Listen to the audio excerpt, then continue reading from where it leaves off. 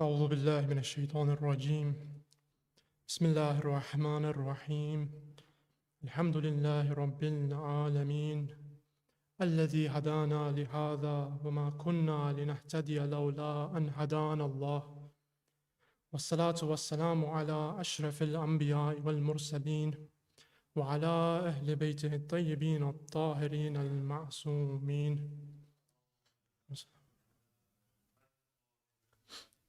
أعوذ بالله من الشيطان الرجيم بسم الله الرحمن الرحيم ولا تكونوا كالذين نسوا الله فأنساهم أنفسهم أولئك هم الفاسقون.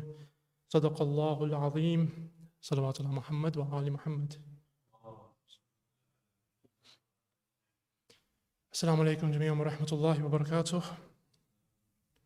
We live in a world that is fast-paced and is rapidly changing before our eyes. And this is apparent from when we look at the situation today and we compare it to the situation that we faced 20 or 30 years ago. We see that technology has become more efficient, more advanced, and we see this rolling out into other fields as well. So for example, in science, in medicine, we see improvements on a daily basis, and this change is occurring rapidly. But it's not just from the change in the perspective of the world, but it's also within ourselves. We see that we live in a busy life. We live in a life that is fast-paced. We live in a life in which we're too busy sometimes to even engage with our family, to spend time with our friends, or even make time for ourselves. So we see that we're constantly busy. We constantly feel like time is evading us. We feel like time is escaping us. Now, sometimes this reality of time escaping us, it becomes oblivious to us. We're not aware of it. And it takes some kind of instant or a moment for us to realize that time has gone by. So for example, sometimes we see that we've seen a child that's been born in one of our households, or we've seen a child born in a friend's household. And we go and see them after they've grown up for a while. And we'll see them and we'll say that, hasn't time gone by so quickly? You know, I remember it felt like yesterday that I was holding this child, and now they're grown up, they're walking, they're talking, they're running. So we see that time is constantly going by, and sometimes we become oblivious of this. In other occasions, however, we use time, and we've used this feeling of time going by to use it as an excuse. We, for example, we don't meet deadlines, or we don't meet targets at work, and we'll say that, you know, I was too busy, I just didn't have enough time to reach those deadlines, reach those targets. And we use this when it comes to religion especially. We say that we don't have enough time to, you know, recite the Quran, we don't have enough time to, you know, understand God and give our time and our attention to God. We just don't have enough time. So we always use this as an excuse.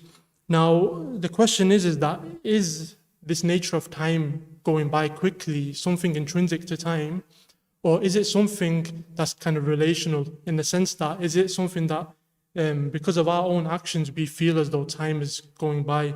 So just to understand this point, we can just look at lockdown last year. You know, in lockdown, many of us were restricted to our homes. We were stuck at home, we couldn't go out. The only place we could go out is to the supermarkets. And we felt as though that few months that we were in lockdown, which is maybe 3 or 4 months, it felt like an eternity. It felt like a lifetime. Some of us felt like we were in a prison sentence. So we came out and we were saying to people that we were depressed. We felt time was going so slow. But on the flip side, when time feels like it's going fast, we feel, especially when we're enjoying ourselves, we feel like time just flies by. You know, we go on holiday, for example, and then you get to the end of the holiday and you feel like the time's just flown by. So we see that when we preoccupy ourselves, time flies, but when we have so much free time on our hands, it feels like it's going very slowly. So ultimately, we realize that we need to utilize our time better, and that sometimes we can become distracted by things around us that make our time go quickly, and then we don't utilize it for the ultimate purpose. Our ultimate goal in life is to really understand God and to gain a better connection to Him. But we become oblivious of this fact, and we get caught up in the world, and we become busy in the world. Now, the Muhaddithin Sayyid Kashani, in his book Al-Haqa'iq, he basically talks about some of the objects of desire in this world. So he uses a few verses from the Quran to demonstrate some of the things that distract us in the world. So he takes the verse from, first of all, Surah Al Imran, verse number 14, and in it says that beautified for mankind is the love of the joys coming from, and then it basically mentions a few aspects that we gain joy from.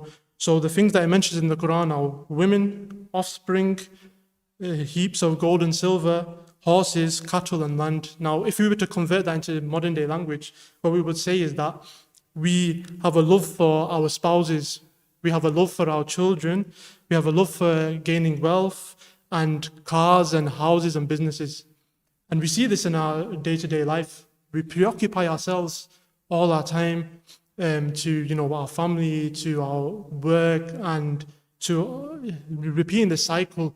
Everyone goes to school, they seek an education, they seek to get a job, and then they want to get married and have children and get a house. And then when they grow up, they live for their children. We see this cycle repeating all the time.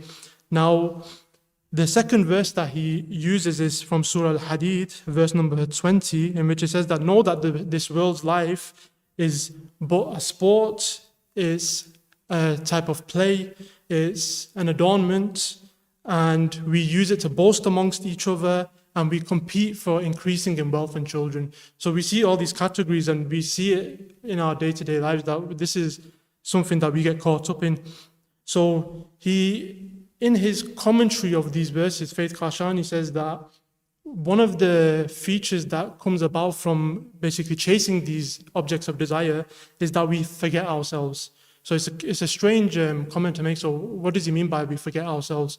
So there's a beautiful verse that we can link this to in Surah Al-Hashr, verse number 19, which I stated in the beginning of my khutbah, which is Bismillahir Rahmanir Rahim, وَلَا تَكُونُوا كَالَّذِينَ نَسُوا اللَّهَ فَأَنْسَاهُمْ أَنفُسَهُمْ أُولَٰئِكَ هُمُ الْفَاسِقُونَ. So we see that Allah subhanahu wa ta'ala says that don't be like those who forget Allah. So he made them forget themselves. So ultimately, when we forget Allah, we forget ourselves. Now, what's the link here? You see, when you want to understand who someone is, you look at their lineage, you look at where they came from, and ultimately, where did we come from? We recite this verse all the time when someone dies. We say, Inna lillah wa inna ilayhi raji'un. From Allah we came, and to Him we will return. So ultimately, if we forget Allah in this world, we ultimately forget ourselves. So we must constantly be in that state of remembrance. Now, I wanted to turn our attentions to something that distracts us a lot in this world, something that takes our attention a lot. And especially if you link it back to the beginning where we said that technology is advancing, it's constantly getting quicker and more efficient. And one of the changes that we've seen in the last 20 to 30 years is that we have now got these smartphones. We've got all these social media devices that keep us preoccupied. We've got Netflix. We've got all these different things that keep us preoccupied. And coincidentally, actually, when we were talking about lockdown before, two of the companies whose shares increased in lockdown were Netflix and Amazon, because we got so bored that we went and preoccupied ourselves with these avenues to distract ourselves. Now, the phone has become a big distraction. A lot of us spend many of our hours a day on this phone, and we distract ourselves, and we see that there's many problems from this. Now, there's a psychologist from Silicon Valley by the name of Dr. Stephanie Brown, and she has a book called Speed, Facing Our Addiction to Fast and Faster.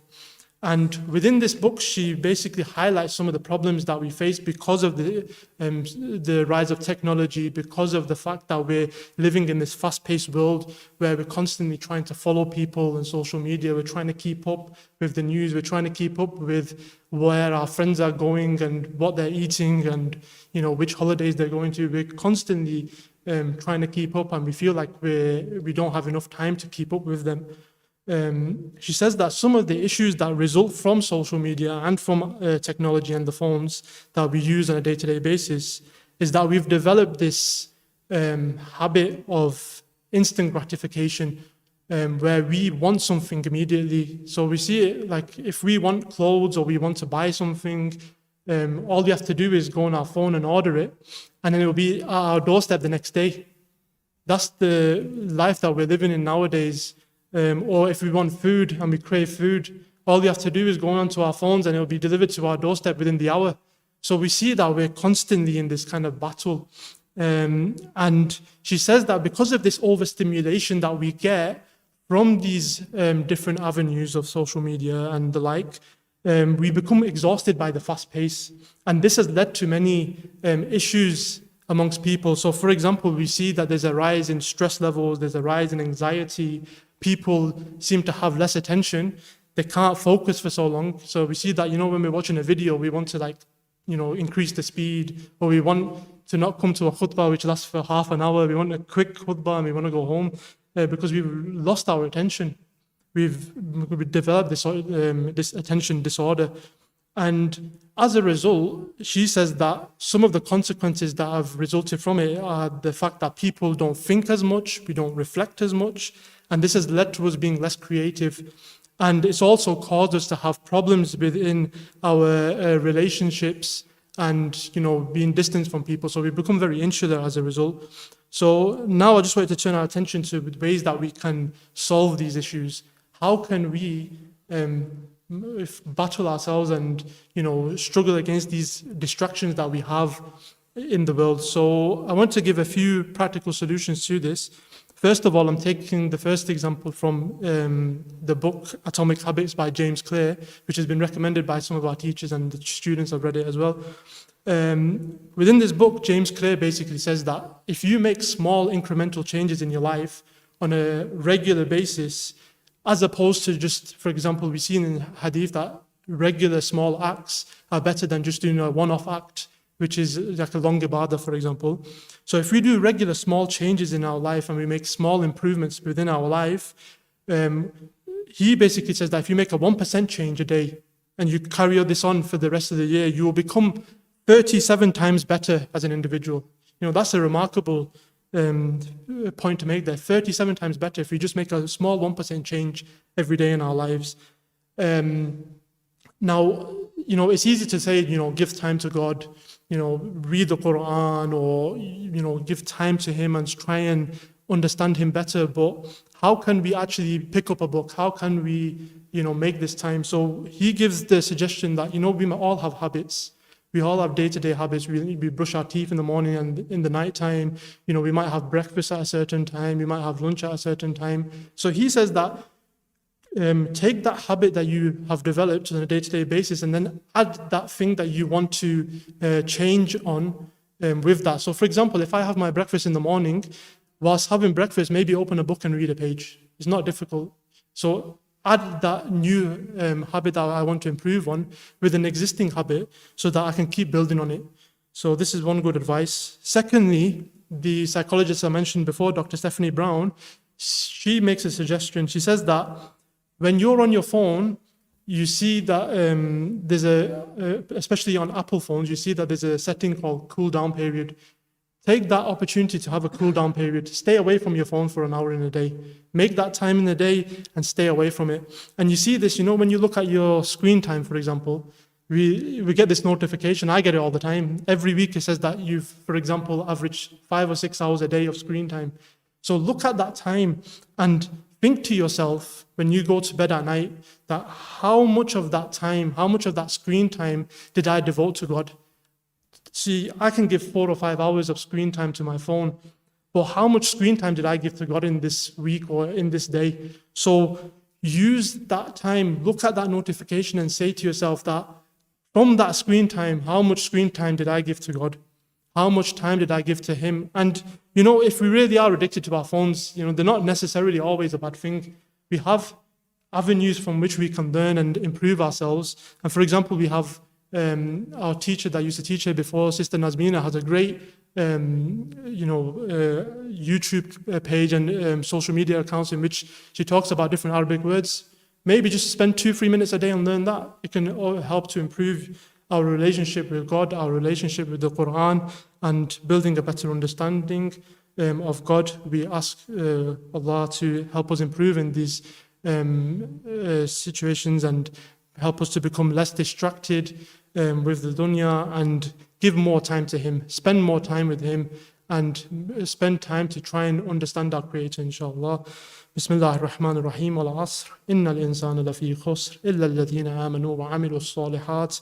Wa tawasaw bil-haqq. Wa tawasaw bis-sabr. Allah.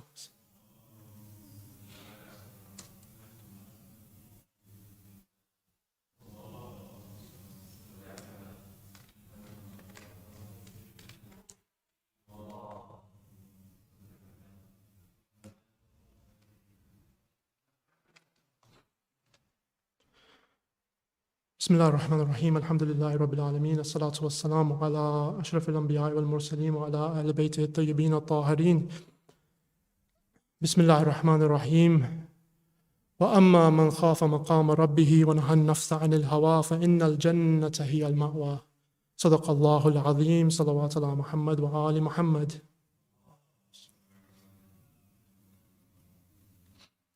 For the second part, I just wanted to reflect on a verse from Surah An-Nazi'at in which God says to us that as for the person that fears the position of their Lord and he prohibits himself from his whims, his inclinations, his desires, then indeed Jannah is a refuge for that individual. So this verse really resonated with me, and the khutbah that I said before, and this khutbah is really more of a advice to myself more than you, because I wanted to reflect on my experience in lockdown and my experience over the last few years. I've personally found that some of the things that I said in the first khutbah I've personally struggled with a lot. Yeah, and we're all fallible human beings. We make mistakes and we're constantly in the struggle. And one of the struggles that I found, particularly for myself, is that I gained a lot of weight in lockdown. Yeah, so I had this attachment to food and I wanted to, keep eating. And every time I had this idea, had this thought pop into my head that I wanted a certain type of food today, or I wanted to eat this kind of cuisine, I'd just go for it. I wouldn't think twice. And this is part of the problem with this instant gratification kind of attitude that we've developed in these last few years. So we look at, for example, there's a Netflix documentary that was made last year, I believe, and it's called The Social Dilemma. And within this, there's a quote, it's quite a powerful quote by an individual by the name of Edward Tufte. And in it, he says that there are only two industries in which people are termed users. The first industry is the illegal drug industry. That's where people are termed users. And the second is people that consume social media. So we see it all the time. We're constantly being bombarded by notifications. We're constantly being distracted, and our attention is being taken towards these things. And we're in this kind of constant battle to not keep spending and to not move towards these objects of our desire, like food, like shopping, and so on and so forth. But it's hard to really struggle against ourselves. We always find that we're in this fluctuation between, high spiritual states, and then we sometimes go and become resort to our animal desires. So we need to find ways in which we can address this problem. So the first way to address it, and I say this also because my job part-time is as a pharmacist as well. So I've seen that when we want to stop someone, for example, from smoking, what we'll do is that the first step is to recognize that there's a problem there. So we need to recognize that there's an issue, that we've got this addiction, we've got this problem, and then from there on, we can make changes. We can start to address the issue. So personally, the reason I'm talking about this is because when I was younger, I was involved in volunteering in madrasa for a while, and I realized that sometimes we focus so much on acts of worship. So look at Ramadan, for example. We tell our children that, for example, if you brush, people ask us, what happens if we brush our teeth in Ramadan? Does it invalidate our fast? What happens if I, dip my head in water? Does it invalidate my fast? We're so concerned with these things, which are very important, no doubt, but we forget the spirit of Ramadan. We forget what it's all about. And we see it so many people, and that's why we have these narrations where people only get hunger and thirst from Ramadan. That's all they get from the month. That's all they experience from the month. And sometimes what happens is that it becomes sometimes kind of festival Ramadan, in where we're supposed to restrict ourselves from food, but in fact we end up enjoying food more, and we end up making buffets for ourselves afterwards and overeating. Despite fasting the entire day, we have buffets like we've never had in the entire year, but in Ramadan we lay out these buffets.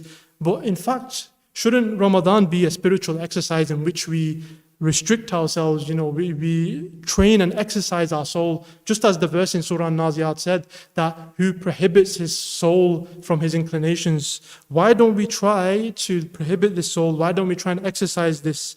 So how can we do this? How can someone like, for example, myself, who had this issue, how can we get away from this? One of the ways that we can help ourselves is by looking at the problem, identifying it, and then trying our best using our willpower to restrict it. So I'll give you an example. So let's say I've got this habit of buying myself a coffee when I'm on the way to work. Say every week I get 3 coffees a week on the way to work. What if I took that addiction that I have and I said, actually, I'm going to reduce it just down to 2. I'm going to have 2 coffees a week. Yeah, because these kind of spiritual exercises, or these kind of like, I know coffee is not the best example because a lot of us are addicted to it anyway, but maybe like food, if we're addicted to food, why don't we try our best to not eat out as much, or try and limit the amount of food we eat and try and control this nafs? Because once we start to run towards these inclinations, then whenever we get this idea in our head, whenever we get this thought in our head, we're just going to run towards that instant gratification and, chase those desires. And finally, I just wanted to, on this topic, just say that if we were, for example, to limit our spending on food or limit our spending on shopping or these kind of things that we have an addiction to, what if we could use the savings that we made from limiting ourselves to giving to others? What if, for example, I have this problem where I'm constantly eating out, and I said to myself that I'm going to stop eating out as often, and the money that I save, I'm going to give it to people that are more needy. I'm going to give it to a food bank, for example. Nowadays, so many people are using food banks. So many people are in poverty. The Trussell Trust estimates that 14 million people are living in poverty in the UK alone. So why don't we use this as a double reward in a way, by exercising our souls and also giving back to other people? So inshallah, with that, I pray that we can move towards, helping to control ourselves, to staying away from our desires and giving a bit of time to God, giving a bit of our busy schedule in our life towards Him, and to understanding Him better, inshallah. And we pray for all the Muslims and the non-Muslims as well, the people that are suffering in the world today, that God alleviates their suffering. Bismillah ar-Rahman ar-Rahim. اللهم اغفر للمؤمنين والمؤمنات والمسلمين والمسلمات الأحياء منهم والأموات اللهم صل على محمد وآل محمد.